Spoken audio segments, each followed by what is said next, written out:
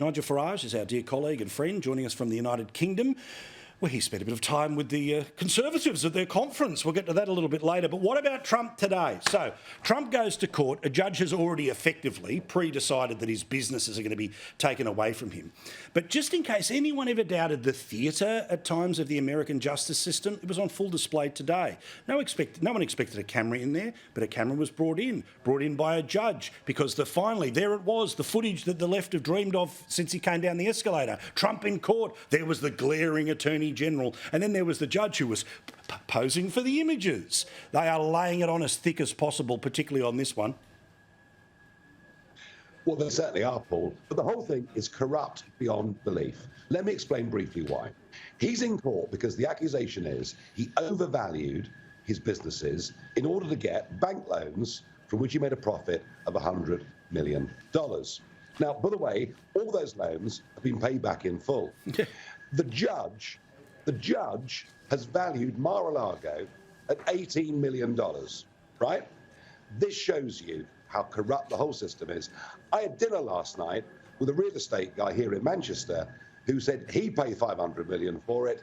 He thought maybe it's the best piece of real estate on the whole east coast of America. It may well sell for $1 billion. And yet he's in court being accused of undervaluing his businesses, and the judge puts an $18 million tag on it. That tells you how corrupt the whole judicial system is in America, and it shows you why none of these show trials will hurt Trump's ratings one little bit. What is going on is an absolute disgrace. Well, but also, don't forget, nobody made a complaint from the banks. The banks got paid back in full, made no complaint. This is the state observing the situation and a judge determining what the numbers are and clearly loving. I mean, look at that. That is hardly dispassionate behaviour from a judge. Instead, Lady Justice is supposed to be blind and sober, not posing for the cameras. A little insight into, how some of these people are spiking the ball before it's even over the line. So let's talk about the Green Sportsperson of the Year. Another award Australia should be desperately happy because it's gone to our Patrick Cummins. And by our, I mean somebody else's, Patrick Cummins. Yeah, well, Paz, of course, is a wonderful player, but is king of the wokes, I'm afraid. So he'll be absolutely delighted with this award. But you know what? What a complete and utter waste of money. We have to pay a licence fee to watch the left-wing BBC, and they're wasting it on awards like this. It's an absolute joke. And please, Mr. Cummings, just turn it down. Can we talk about the Tory conference? Because, as we speak, that is, in fact, in Manchester, where you are. You're doing a show from there on GB News. Great show. Find it on the Flash app, YouTube all over the shop. Now, let's talk here. Rishi Sunak, since he started to roll back on some of the dumber bits of the net zero play, he's started to narrow the gap. It's now apparently 10 points. But what are you starting to see? Are you seeing people that are enjoying their last conference before losing power, or people who actually think they've got a shot? There is a real battle going on here.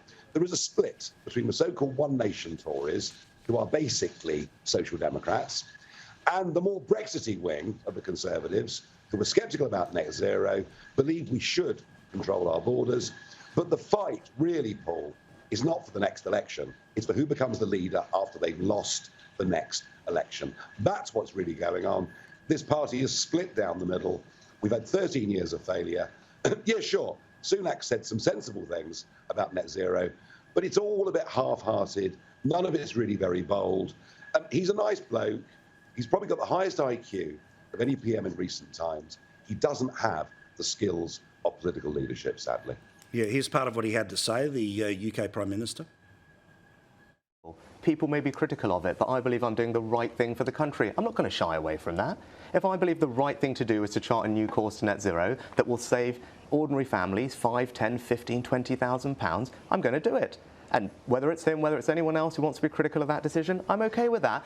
They should be the ones that explain why they think it is right to put those costs on people. Might be fine for them to afford it. It's not fine for everyone else. I don't think it's right. Nigel, we love you. Keep it up in Manchester, and we'll talk to you again next week. That's it. Thank you, mate.